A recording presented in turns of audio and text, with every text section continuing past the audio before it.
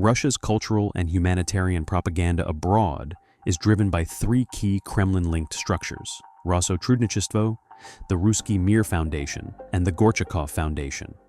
All are funded from the Russian federal budget and closely tied to the Kremlin administration. Using, among other things, the privileges of diplomatic status, especially in Europe, they carry out subversive and propaganda work. Rosotrudnichestvo positioned itself as the successor to the Soviet-era all-union society for cultural relations with foreign countries. After the collapse of the USSR, the Kremlin effectively privatized a vast network of so-called cultural diplomacy offices. Their network spans nearly the entire world. Promoting language, history, and diaspora ties is only a facade. The real goal is to build long-term influence among so-called pro-Russian citizens in each country. In practice, Russian houses function as overseas hubs for Russian propaganda and influence. Even after the full-scale invasion of Ukraine, many remain active, shielded by diplomatic status and cultural cover.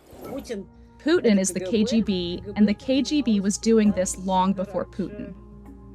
All of these methods were tested and refined back in the Soviet Union.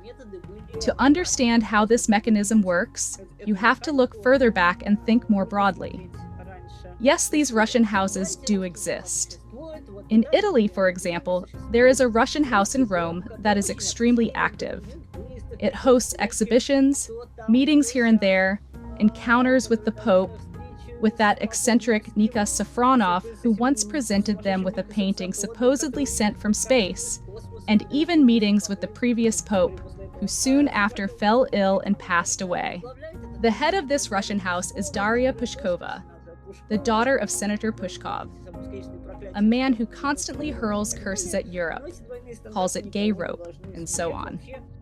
These double standards shouldn't surprise anyone. The ideological wrapping doesn't even have to be explicit.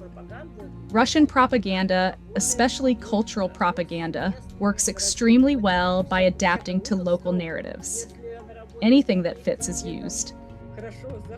If it operates in a place where separatist tensions resonate, it supports separatists.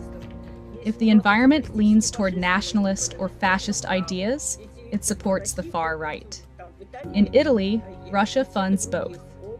Both radical wings are deeply hooked on Russian money, propaganda, and influence.